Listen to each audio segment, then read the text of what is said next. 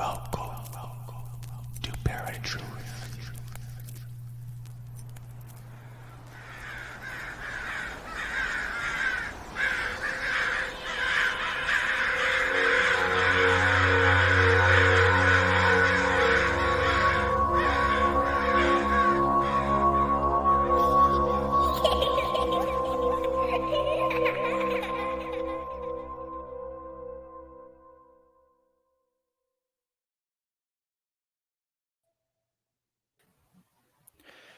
How's it going, ParaTruthers? Welcome to ParaTruth Reborn. This is a pre-recorded show on 107.7 FM New Orleans and United Public Radio Network. My name is Justin. And I'm Eric. And tonight we've got an amazing show for y'all. We're going to be talking about the Goatman. If you haven't heard of the Goatman, I highly recommend you listen to the entire show because it's going to be packed full of a bunch of information. I did have to share this before we get moving. I was coming down to record, and Shelly's like, "What are you guys talking about? I know you told me. Hang on. Let me guess. You're talking about the Corn Man, right?" Yes, the Corn Man. And she's like, "There's got to be a Corn Man out there." I'm like, "I'm sure somewhere there's probably a Corn Man."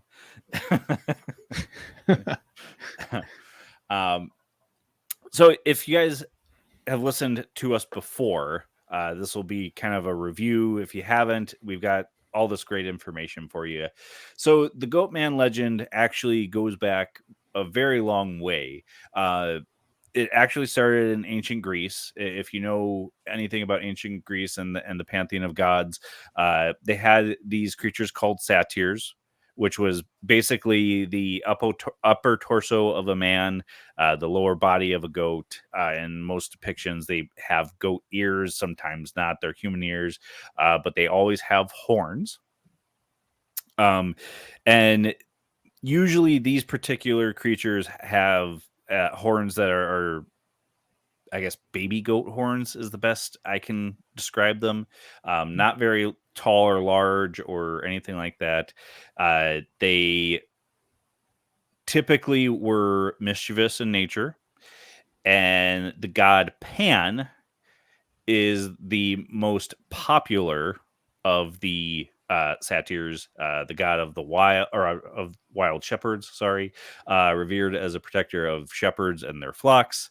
And that's kind of where we get the name panic from. The term comes from the feeling one gets when feeling an unreasonable sense of fear or dread while walking through the woods. And the idea of that is that Pan is watching you. Mm-hmm. I'll let you read describe the next one because I'm not as familiar with Baphomet as you are.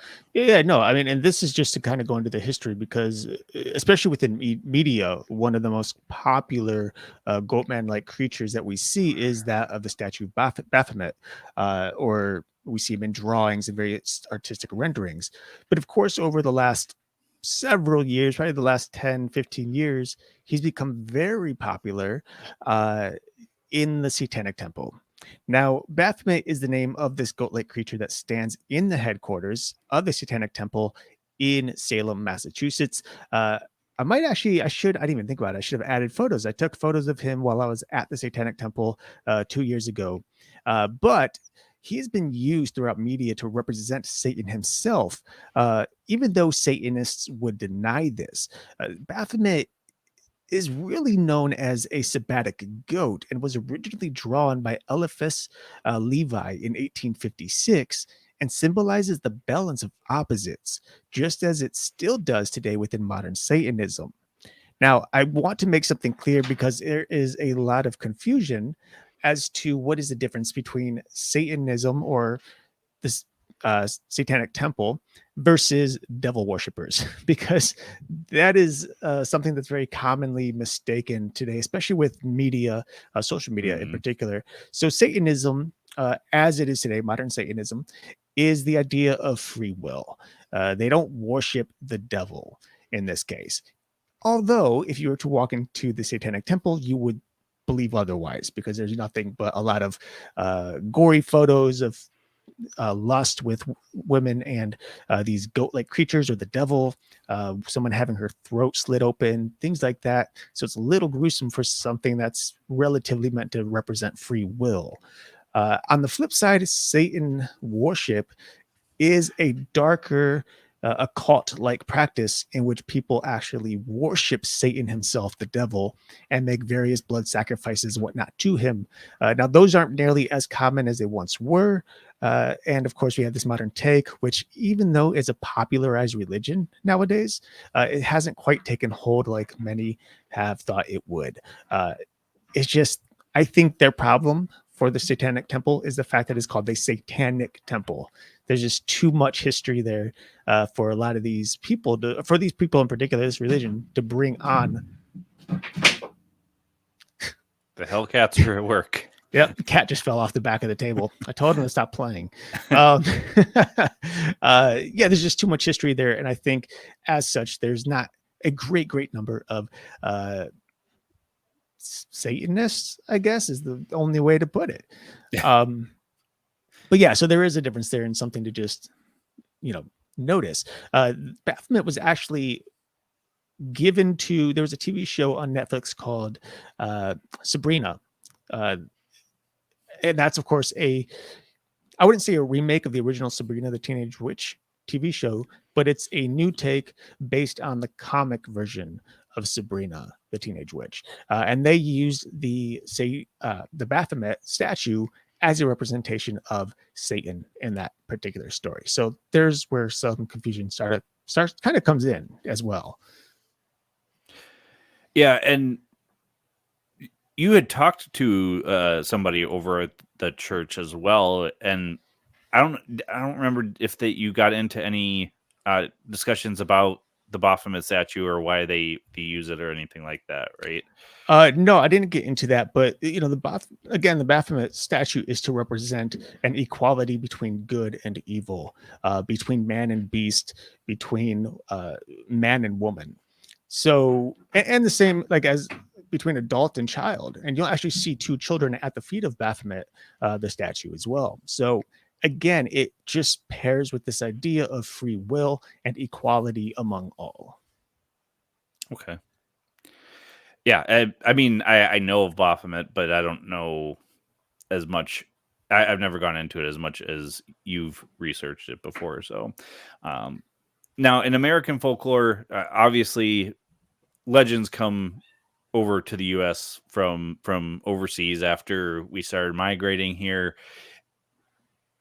It's a little bit different compared to the mythology versions of what the Goatman is. Every depiction of him is a little bit different, but between 6 to 8 feet tall, or 1.8 to 2.44 meters tall, depending on where you live. Upper body resembles a human, while its lower body is depicted as a powerful goat. Legs, 2 horns. In this particular case, though, the Goatman in the U.S. has full goat horns, not the horns of Pan, and it's a little bit different than the horns of Baphomet too, right? A little bit. I mean, they're kind of similar, I suppose. Okay, depending on the depiction of Yeah. the Goatman, I guess. Now there's several states that have the legend of the Goatman. Maryland, Kentucky, Georgia, Texas, Oregon. There was one in Pennsylvania I saw.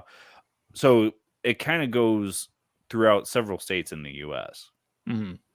Yeah, no, it does. It's becoming more and more recognizable, I think, within the U.S. Originally, it was really focused on Maryland, Texas, and Kentucky, and since then, it's kind of become widespread. But those 3 states that I just mentioned there are most popularized for being the home of this particular creature. Now, you'll see that at many of these accounts that we're going to speak of today, the Goatman kind of comes off as being more a nasty creature, something that's looking to cause harm more than anything. But in American folklore, the Goatman is typically recognized as a protector of the natural world who would exact vengeance on individuals who would destroy and build upon the wilderness. The stories you're going to hear today are a far cry from that original folklore, but nonetheless, they're really is a debate as to what this creature is and why it exists, and whether it's as a protector or as something else completely. That's really, we're going to leave you up to decide as we go through all of the information that we have. One thing I do want to add in regards to its overall description or depiction of itself is that many people do say that the eyes glow red. This is seen in nearly every single account, but I would like to argue that it's possible that these red eyes are actually just natural reflection of light, as can be seen on many creatures, even including humans. We know that the Mothman has red eyes. You guys are probably hearing a lot of noise from my cat, so I'm going to be handling that in a moment here. But yeah, so there we see red eyes a lot in cryptids, and again, that could be that they're naturally glowing somehow, in some supernatural way. But it's also possible that there's some sort of reflected light that is happening. Right. Yeah. And I don't remember originally that the description of him was red glowing eyes. I if we came across that before, I don't remember it, but I don't think that was in the original description that we saw. Right. So the first depiction or description that we're going to kind of go over is the Maryland Goatman. This one took place in Prince George's County. The story, there's a couple of different versions, but the one story goes that a scientist was conducting DNA experiments with trying to splice human and goat DNA at the Beltsville Agricultural Research Center, had an accident or had gone mad and turned himself into this creature, and has been roaming the countryside ever since. Mm-hmm. We talked about this on our original episode. Is it possible that you can do that? Who knows? As far as we know, the DNA experiments are never reported because they don't want it getting out that these things are happening. Even cloning, we talked about on the last episode of the Goatman, and again, the U.S. government had put a kibosh on that, or we'll say supposedly put a kibosh on that, because it was not ethical in their mind. But and one thing though that is interesting is whether or not they're actually splicing human DNA with animal DNA to create some sort of hybrid. One thing that they have been doing, which they had done many years ago and were successful, was creating certain body parts on rats and mice, such as a human ear that they can then extract and use. But on top of that, they're actually going or trying to, and I think so far they've been pretty successful in growing various body parts and organs just out of nothing in a petri dish. These organs would just sit and slowly start to grow and form itself. And they're hoping to use these particular things as an artificial way for implantation for people who may need them, instead of waiting on donors. Now, of course, there's a lot of research and study to still go into that, but there has been success in that. So in terms of the sci-fi aspect of such a thing, I wouldn't say that it's not impossible for DNA and animal DNA, human and animal DNA, to be spliced and create something. No, I mean, there have been multiple science fiction stories that go into that very thing as well. And most of the time, you have to do some type of research for that. And I've said it before, you've said it before, even in fictional stories, there might be some type of truth in them. Right. So this particular Goatman also wields an axe, which is rather interesting because if it's an animal-human hybrid, I would think you wouldn't need weapons. But he will usually kill animals or even humans that are unlucky enough to come across him. And some consider him a critic, while others see him as a vengeful spirit. And this creature appears to have human intellect whilst also having animalistic impulses as well, which would make sense with a DNA spliced human being. Right, exactly. And you know, there's obviously so many creatures out there already who just naturally exist with some sort of intellect that could represent humanity in some way. We see over and over again how various types of apes are capable of thinking and acting in a way that a human might, you know, being generous or saying or giving thanks and things like that, you know. But they're still animals, and they very much have that animal instinct or impulses as they do. So, yeah, I think you're right. I think having, if indeed it's a spliced creature, um, then there's going to be this constant combatant uh, between the two sides of the mind, if you will. Uh, Perhaps one is even saying that it's human and should be human and act like human, while the other is fighting that, you know, such a thing. But again, who's to say for real? Um, Whether or not it's a cryptid or a vengeful spirit, well, that's something we're going to cover and come over and over again in all of our studies regarding cryptids, because it's becoming more and more uh, known, I guess, or believed that many of the cryptids that we have been seeking or have learned of over the last 50 years are actually starting to become less cryptid, and that they're actual physical beings or animals, and starting to lean toward possibly spiritual or alien like entities. So you're going to see that over and over again anytime we talk about cryptids. But in this case, it's very different. I don't know how you decipher between a cryptid and a vengeful spirit, because there is a significant difference between the two. Well, there's going to be plenty of those people that say that a lot of these cryptids are spiritual in nature Mhm. or can travel between dimensions, if you can consider that too. Right. Um, Something we'll kind of get into a little bit later is there's a relation between the Goatman and another cryptid, but it's more so the Poplic monster one that it's supposedly related to. So I'll have you go over the Poplic monster. Yeah. So the Poplic monster is one that it's actually really special to us in a way. So the Poplic monster myth takes us to Louisville, Kentucky. Some will say Louisville, Kentucky. I hear that's the way you're supposed to pronounce it.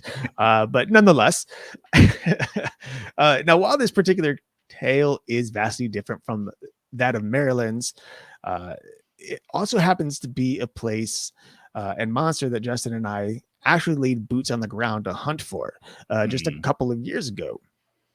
And it was both exciting and kind of creepy, especially when you consider not only the tale of the Goatman, but the actual events that have taken place there.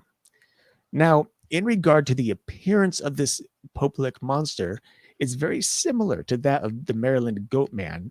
However, this one uses a completely different weapon to strike down people who venture too close. Instead of an axe, it most notably seems to possess some sort of hypnotic or psychic powers that lure people onto a railroad bridge known as the Pope Lick train trestle. Now, this train trestle basically crosses over Pope Lick Creek. And when you're walking beneath it, I mean, quite frankly, as soon as you get onto Pope Lick Road or right off, you can't miss it. This thing is huge. It expands probably about a quarter mile of track over this valley. It's really quite a sight to see. Um, but now legend says that the Goatman lures people onto the bridges, leaving them unaware of their surroundings until suddenly, seemingly out of nowhere, they're stuck on the middle of the trestle with an oncoming train approaching, leaving them running for their lives. Now, whether the Goatman is responsible, I am sad to say that several people have actually lost their lives on this bridge. And this is something that I think hit much closer to home for us once we actually got there, because we knew about people dying. But when you get there and you see the memorials set up at the bottom of the bridge, right next to the river, and you start to realize just how many people had actually passed away there and how they passed away, it's really quite a sad, thing to experience. Well, because though too, in the description of this creature, it never goes into names or anything of people that have died. It's just Right. kind of added to the legend that people have died. Right, 100%. Now, the way people have died there have been there's a number of ways. Basically, there are people who've lost their lives via suicide, by jumping from the tracks to death to avoid the train. And there are others who simply were in the wrong place at the wrong time, trying to outrun a train only to realize they weren't going to make it and having to decide between getting hit by the train and killed or jumping and hoping that they would survive the landing. This thing sits, I don't know, roughly a couple 100 feet high. I mean, it thing's Mm. not short by any means. And unfortunately, there wasn't an event in which two people had climbed up there, um, just for the fun of it, I suppose. And a train had started to come through and they tried to run away. One person was able to leap to the side and hang off the edge of the trestle as the train passed. And their friend, unfortunately, jumped off the bridge and died upon impact into the creek. Uh, it is a very, very spooky place to be when you consider all the events that have happened there. It's fully charged with energy that is heavy. It's just thick. It's sad. And so when Justin and I were there, we decided to do a ghost box session. We did some research into, or some investigating into the Goatman itself. We checked out to see where people actually get onto this train because it seems like it's pretty well contained. Mhm. There's plenty of fencing up to try to keep people out. But unfortunately, the fencing isn't enough. Like Justin and I found, we didn't go up on the track, but we found a way to get onto the trestle. We really wanted to. We wanted to, but thankfully there's no Goatman there to Yeah. convince us. But it's not difficult to get on this trestle, and they really probably should do a better job at securing this. But with all that said, I did want to actually share a video with you guys that I did take while we were at Poplick, on the public road, by the trestle. And this particular video is actually just it's about 30 seconds long, and it happens to be the train itself, a train, crossing this trestle while we are there. While you're listening and watching this video, I want you just to take a moment and think about the things that had happened there. The idea of this Goatman, the idea of the suicides, the accidental deaths, and just realize how haunting this really is.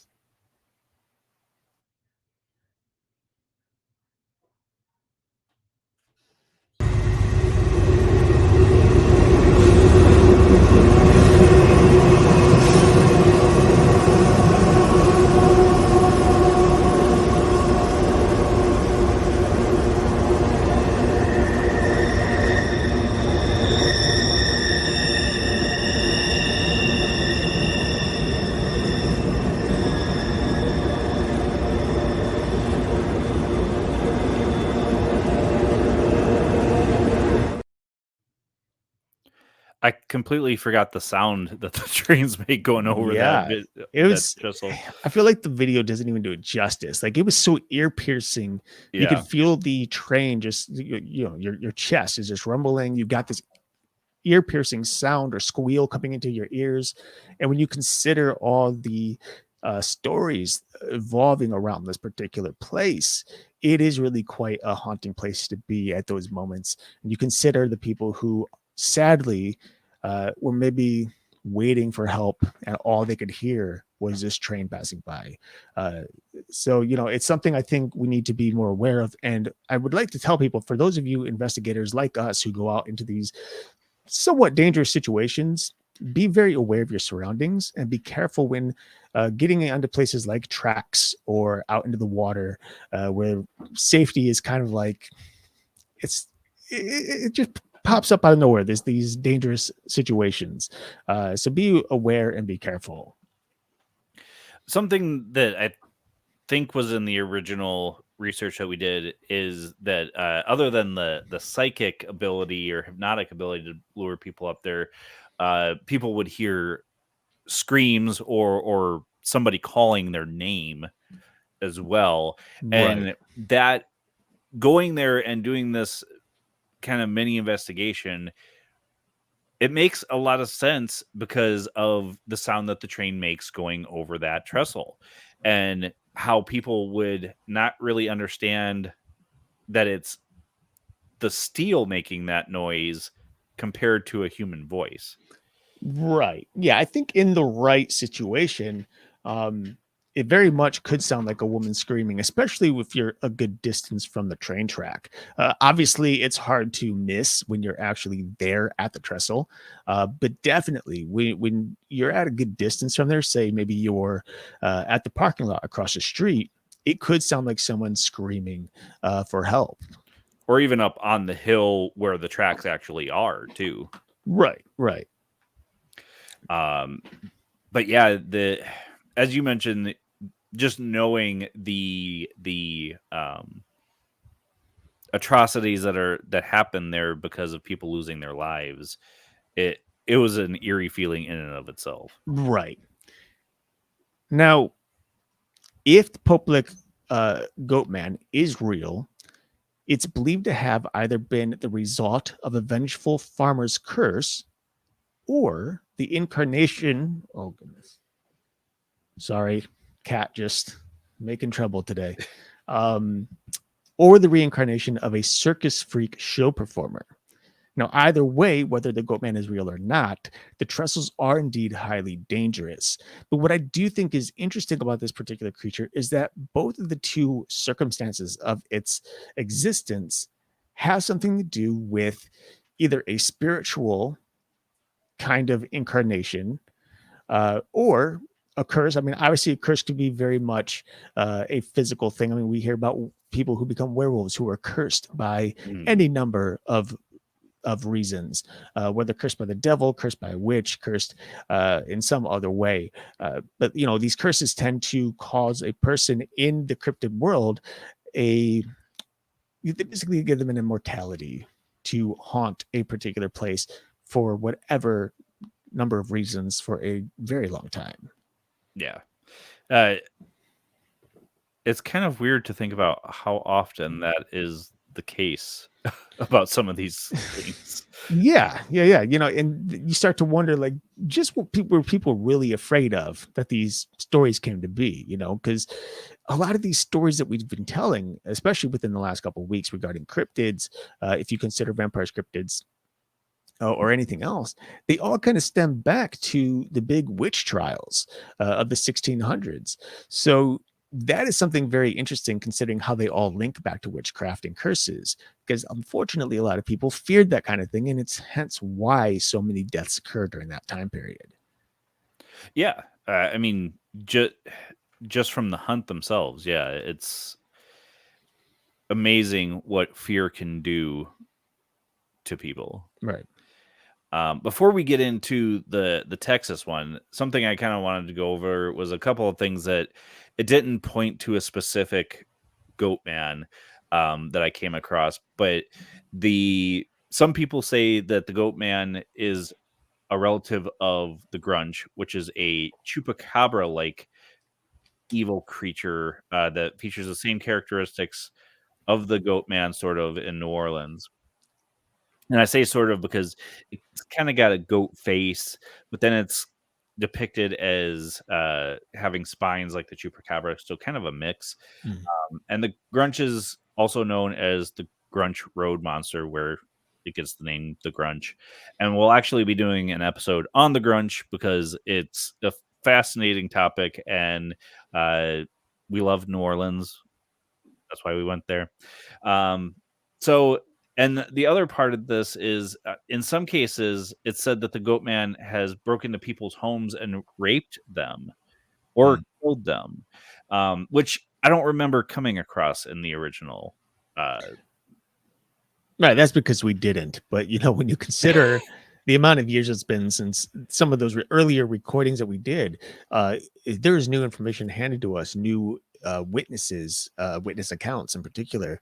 So whether or not that is something that's, legitimately a case, we don't know. But if it's part of witness testimony in regard to the story of the Goatman, then it's something we need to share, but maybe also take with a grain of salt. I don't think there's certainly a big number of individuals who experience such a thing. So this could very well just be someone adding to the pot, if you will, for the fun of it, to make it even more scary. But again, we can't really say. And who knows? I mean, maybe people were attacked, but it was somebody in a mask or something. And 100%. so the last one, again, we've come across other states, but these were the three predominant. Is the Goatman of Old Alton Bridge in Denton County, Texas. That's a very hard thing to say. The bridge spans Hickory Creek. It's said to be haunted by the ghost of a goat farmer who died a violent death. The farmer was supposedly kidnapped by the Ku Klux Klan and sadly lynched from the bridge, which is horrifying in and of itself. The farmer's spirit transformed into the Goatman and became a vengeful spirit, as we talked about earlier. Many people to this day conduct paranormal investigations at the bridge, and many believe that the creature lurks in the woods surrounding the bridge to protect his property. Some people say that the Goatman is a relative. Oh, I already said that part. So, outlines. Yeah, going over notes. So, again, very similar kind of a story, not necessarily exactly to the others, but a spiritual type creature in nature. That one is kind of interesting because of the story about the farmer being killed, and would make a lot of sense. Not necessarily a human spirit, but a spirit of some kind catching on to that and depicting itself as a goat-like creature. Yeah, well, I mean that's something that's, I think, more theoretical in terms of how certain ghosts, I guess, are formed. Now, I think it's pretty wide understanding that the majority of ghosts that we hear about or speak of are usually human in nature. These are the souls of deceased people who happen to still be here for one reason or another, whether it's happening right now, they're living in the moments that we're living in, or they're repeating something that they experienced when they died. However, there is this kind of theoretical idea that some spirits can transform based on the violence or the certain circumstances in which the person themselves had died. They can become more monstrous in some cases. And when they do, their spiritual form takes on something much different, much more animalistic and scary. And of course, we see this a lot with the idea or thoughts of serial killers who have been, who've died and are now haunting certain places, or not even just serial killers, just killers in general, violent people who take on a dark form very similar to that of a shadow person or demonic entity. Yet these people are not either. They're just very driven mad in their spiritual sense, if you will, as if they weren't already in life. So whether or not that's possible here, whether or not a goat farmer had died such a violent death that he his body or spirit kind of transformed into this goat-like entity in order to scare or harm other individuals who may trespass, we don't know, but there is that theory on there. It's possible, I suppose. So, going over all of our notes and everything, and comparing all of the different depictions, do you have kind of an opinion as to what it could be? I mean, when you're sitting on the outside looking in, when you're doing the investigator side of research, and I mean research just via online or textbooks, it's hard to say what something is without simply deducing certain aspects of this creature or the stories. One thing that I find, again, very familiar is how often these stories tend to represent the Goatman as a spiritual entity compared to a cryptid, a physical entity of some animalistic origin. So the fact that there's been so many witness accounts that this creature could be spiritual kind of lends a hand in the possibility and even likelihood that it is indeed a spiritual entity. My guess is it probably appears and disappears very quickly. It kind of manifests itself out of nowhere and then disperses into the woods or the atmosphere at will. It's also possible that a lot of the people experiencing this particular entity are experiencing it after hearing about the stories. So, for example, if someone goes over to Poplik knowing that there's a Goatman and they're there at night, their eyes may play tricks on them into thinking they see a goat-like creature standing on the trestles looking down on them. They blink and poof, it's gone. Was it a ghost? I mean, considering the way it manifested and disappeared, sure, we can call it a ghost, but it's also very high likelihood that it's just in their mind, and that's something we can't discern from our point of view, from our POV here. We'd have to actually be there in the moment with them to see if other people experienced it. If there's multiple people experiencing it at the same time or around the same time, like maybe not even together, but just within a span of a couple of hours in one night, then we could say, okay, maybe there's something there. But when it's one individual who's there by themselves and they think they see something and all they can, bring it up to is, hey, it must be a ghost because it was there and then it wasn't. That's kind of what we're left with. I have kind of changed my idea from the last time or from the original episode. I think could be more spiritual in nature than anything. I think last time I had said that it's probably more urban legend. Mm-hmm. But the reason I say spiritual in nature is because, as I mentioned, all of these creatures that we talk about can supposedly be dimensional jumping creatures, and it's hard to understand what that is or what that means in comparison to just saying a spiritual entity, because we do know that spiritual entities, spirits, specifically ghosts, can take on some type of physical form at times. Just look at the shadow people and stuff like that. Not very often do we see where spirits are killing people. That's not to say that they might not have that ability. It's just you rarely hear that about actual interaction with a spirit. Right. I think it could be safe to say that these are some sort of interdimensional entities. I think that's a very broad term. Because then we're looking at something that could be of extraterrestrial origin. It could be a ghost or a spiritual origin. Because interdimensional, I mean, we don't really know how the planes exist, between worlds, or between space and time. Even they could all be one of the same place or vastly, vastly different. One thing that I do want to consider, though, is much like many of the other modern entities that have appeared over the last 20 or 30 years.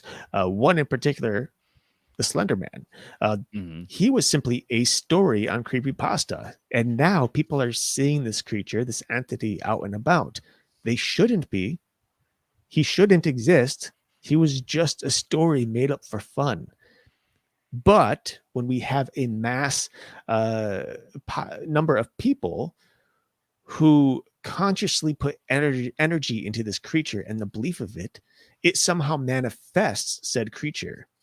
So if the Goatman was indeed just an urban legend, but its story spread wide and far through what we know today as the internet, then it's very possible that many, many people consciously thinking of this creature at the same time is going to empower something in the spiritual realm, or the interdimensional realm, or some place where this thing kind of grows and becomes exactly what the story said it would be.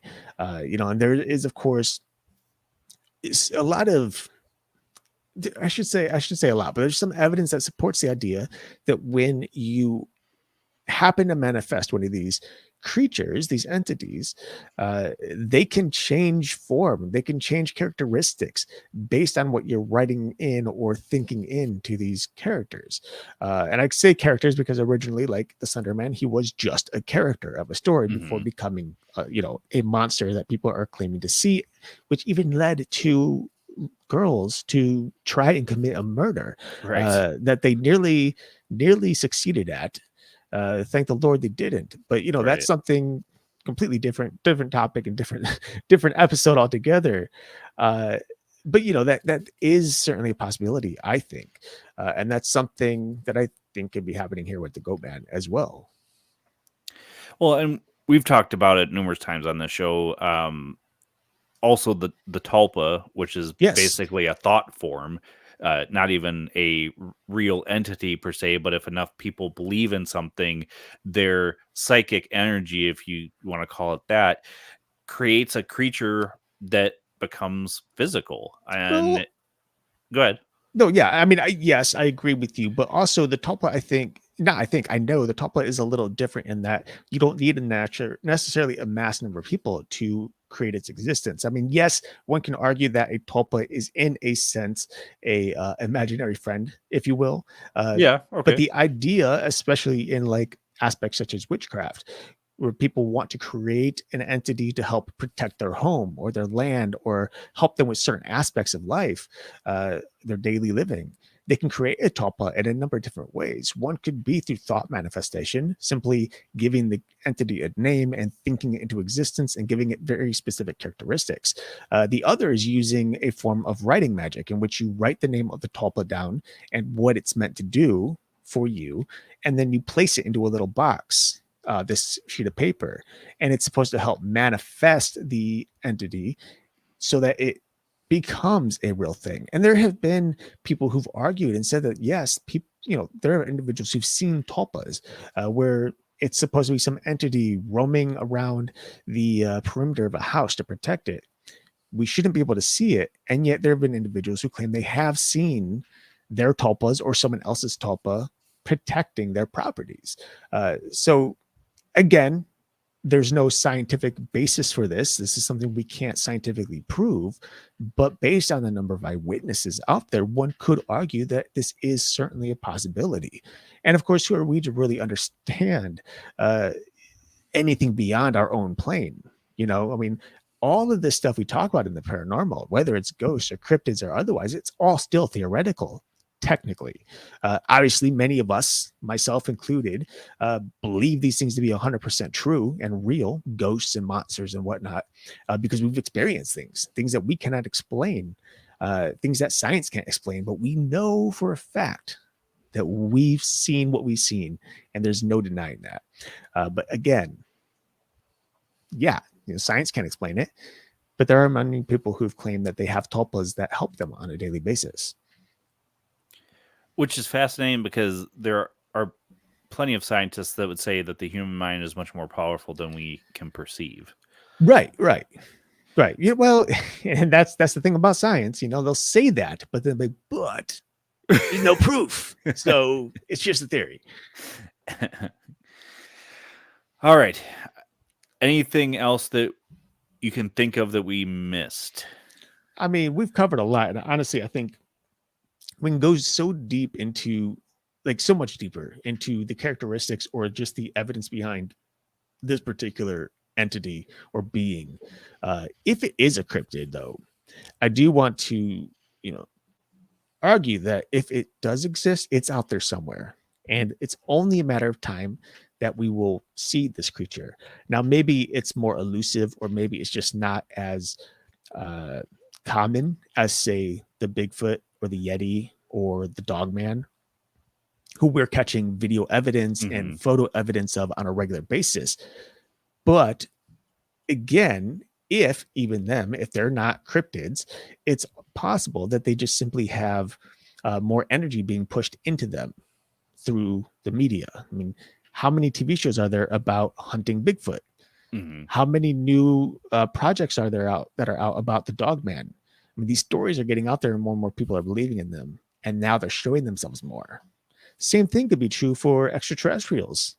We're seeing more of them because we're talking more about them. And we're talking more about them because there's more stuff on social media. So these things might just be appearing because we're starting to believe in them, if you will. Well, the one thing that we didn't bring up on this episode that we brought up on the first one was there was one or two, I believe, pictures or even video, a little bit of video from a trail cam or a couple of trail cams, one of which the Goatman is kneeling over the top of a dead body or Right. an unconscious person. If it you don't really know if they're dead or not, but that the news, when they kind of did a covering story on this, just zoom in on the Goatman's face and upper torso, Right. and you don't see the body that's laying there. Right. And of course, when that particular story came out, AI wasn't as popular as it is today. And so most likely that was something that was created in some sort of Photoshop thing, possibly. The fact that they, showed it on the news, but said nothing about the supposed body that was sitting in front of it is suspicious to me. Now it's possible that they just happened to only have the close up of the photo and they didn't have the whole thing. And if they did, maybe they would have either chose not to share it on the news or would have at least questioned certain aspects of it. But again, that's one of those things we just can't tell or we can't say because trail cam footage and photos are unfortunately just not very clear. And it's hard to depict whether something is indeed CGI or created in Photoshop or if it's actually an image of some creature. Or somebody in a costume. Right. They could have even been trying to do like a independent movie or something on top. Right. 100%. And if that was the case, that could have been a photo for some sort of promotion.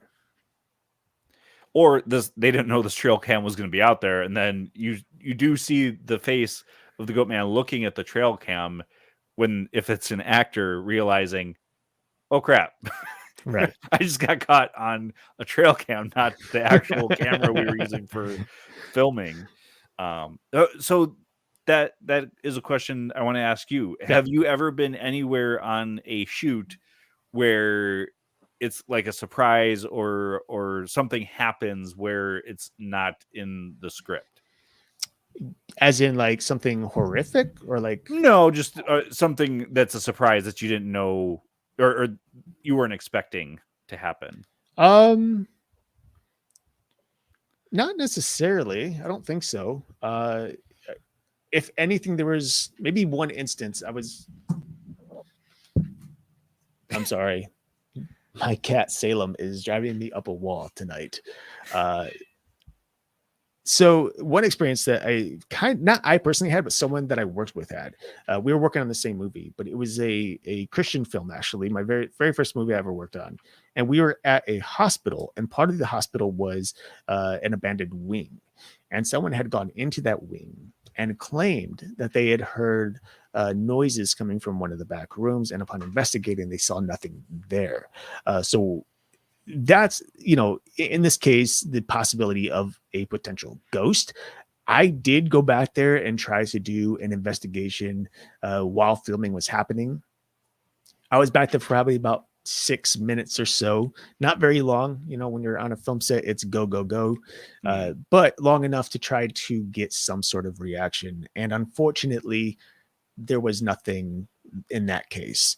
One other instance, though, that was really interesting. Not too long ago, I was working on a documentary at a morgue.